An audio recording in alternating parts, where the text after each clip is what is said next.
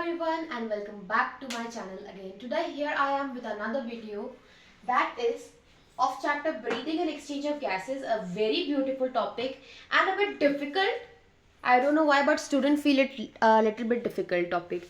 That is your exchange of gases between alveoli and your blood capillary.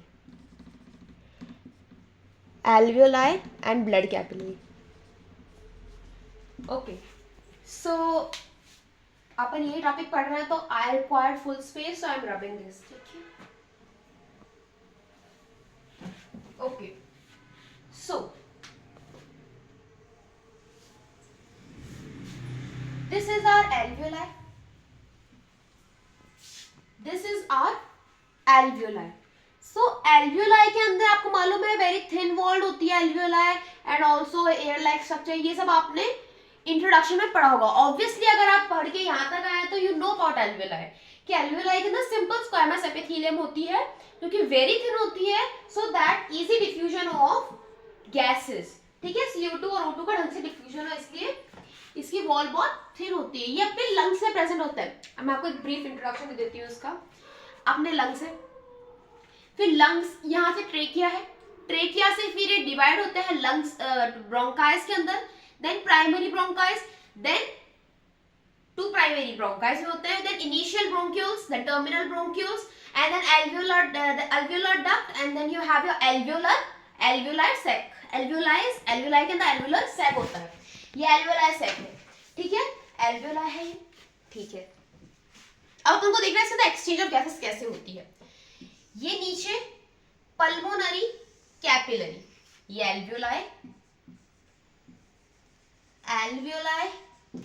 and this is your P for pulmonary. Okay, pulmonary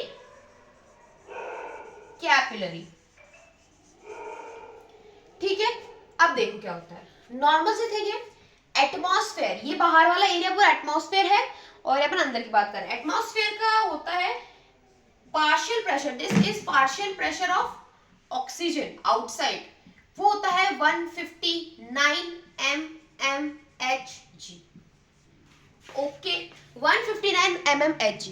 अब उससे पहले अपन एक concept यहां पे समझ लेते हैं कि जो एयर होती है ना, air always travel from a region of high partial pressure, PP partial pressure, to low partial pressure.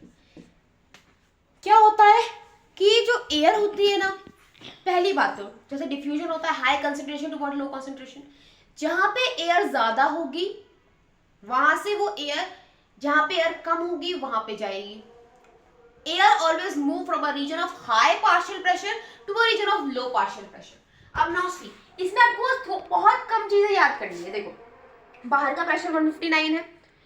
Alveoli के अंदर का प्रेशर, या एल्वियोलाई के अंदर का प्रेशर होता है 104 mmHg. ठीक है, अब मेरी बात सुनो, इन दोनों में से ये बड़ा है. ठीक है, हाई पार्शियल से लो, ये लो है ना, इससे तो लो है ना, तो यहां से एयर अंदर आ जाएगी. 104 पे आ गई. 104 से अब देखो, जो तुम्हारी पल्मोनरी कैपिलरी है ना, जो तुम्हारे हार्ट से जो लेकर आती है पल्मोनरी आर्टरी, यहाँ से पल्मोनरी आर्टरी कनेक्ट हो जाती है इस पे, है ना, पल्मोनरी कैपिलरी है. यहाँ पे ऑक्सीडेटेड ब्लड कैसे आएगा, यहाँ से डीऑक्सीडेटेड ब्लड आ रहा है, पल्मोनरी आर्टरी लेके आ रही है डीऑक्सीडेटेड ब्लड को. अपन अलग पढ़ेंगे, इधर इस तरफ अलग पढ़ेंगे. पहले अपन ऑक्सीजन की बात कर लेते हैं. Partial pressure of oxygen is 40 mmHg. It is 40 mmHg. अब नाउ सी, बाहर 159 था, एल्वियोलाई के अंदर 104 था. हाई पार्शियल से लो पार्शियल प्रेशर पे आ गए. अब यहाँ पे भाई, यहाँ पे तो रहेगी नहीं ना, यहाँ पे क्या करेगा ऑक्सीजन. ऑक्सीजन को ऑब्वियसली हमें चाहिए हमको, तो यहाँ से कैपिलरी पे कैसे जाएगा. यहाँ पे हाई है, यहाँ पे लो है. 104 से 40 यहाँ पे पहुंच जाएगी ऑक्सीजन. ऑक्सीजन आ गई और ऑक्सीजन आगे ट्रेवल होती जाती है, होती जाएगी, जो ये अपने सिलेबस में नहीं है. आगे ट्रेवल होती है, उसकी प्रोसेस अपने सिलेबस में नहीं है, और आगे जाके इसका ऑक्सीजन का पार्शियल प्रेशर हो जाता है 95 mmHg। ठीक है, आगे जाके थोड़ा सा आगे जाके हो जाता है। अब हम पढ़ेंगे, ये तो ऑक्सीजन का केस हो गया। एक बार आप रिवाइज करा देती हूँ। बाहर 159 होता है, 159 mmHg, वहां से अंदर आता है ऑल्बिलाई के अंदर 104 mmHg पार्शियल प्रेशर होता है, वहां से और कम में आता है जो कि होता है तुम्हारा ब्लड कैपिलरी के अंदर। ठीक है, पल्मोनरी पे कैपिलरी के अंदर। ठीक है, अब हम CO2 की बात करते हैं। अब ध्यान से सुनना, यहां से ऑब्वियस सी बात है, यहां से CO2 आती है आती है आती है आती है, तो पार्शियल प्रेशर, और यहां से ऑक्सीजन जाता है, ऑक्सीजन आगे भी जाता रहता है, ऑक्सीजन, ये CO2 आ रही है, तो CO2 आती है, तो CO2 का पार्शियल प्रेशर क्या होता है? CO2 का पार्शियल प्रेशर होता है यहाँ पे 45 mmHg। क्या होता है? 45 mmHg, 45 mmHg। Okay, so we have here partial pressure of CO2 as 45 mmHg।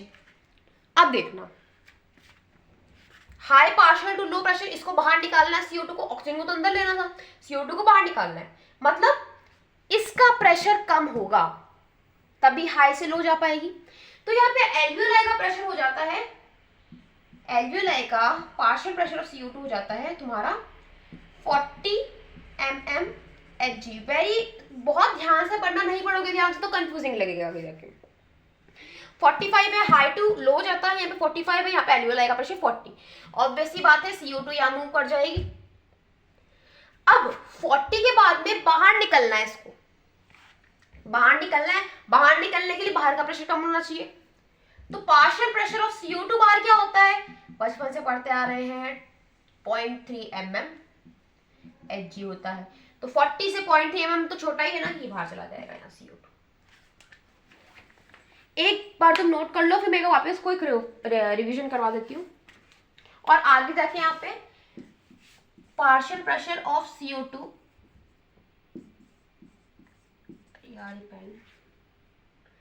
40 हो जाता है।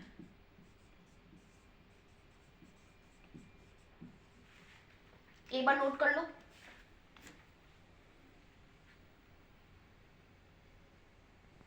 कर लिया नोट? ठीक है, एक बार आप समझा देती हूँ मैं तुमको। अपन ने भी क्या देखा कि एक्सचेंज ऑफ गैसेस अपन देखेंगे एल्वियोलाई एंड पल्मोनरी कैपिलरी के बीच में। एल्वियोलाई की वॉल पतली होती है, जिसके चलते इजी डिफ्यूजन हो जाता है गैसेस का। अब गैस का डिफ्यूजन कब होता है? Air always travel from a region of high partial pressure to the region of low partial pressure. अब अपन देखते हैं पहले ऑक्सीजन का। ऑक्सीजन का एनवायरमेंट में क्या प्रेशर है?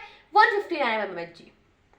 हाई से लो आएगी 104 mmHg पे, यहां से और लो पे जाएगी 40 mmHg पे, बस आगे जाने के बाद 90 mmHg इसका प्रेशर हो जाता है। ठीक है, आगे देखेंगे अपन CO2 का। अब CO2 को अपने को बॉडी के बाहर निकाल लेगा, तो अंदर बॉडी के 45 mmHg होता है। ठीक है, हाई टू लो जाता है क्योंकि इधर प्रेशर 40 होता है, यहां से यहां जाएगा, यहां से बाहर निकलना है, बाहर प्रेशर 103 होता है, तो यहाँ हाई से वापस लो पे बाहर की तरफ, और ऐसे CO2 अपने बॉडी के बाहर निकल जाती है। तो this is all for today, and if you want second part of it, that is the exchange of gases between your systemic capillary and your tissues, then do comment, और comment नहीं करोगे तो अभी मैं एक बार बना ही दूंगी। Okay, so this is all for today. Thank you, goodbye.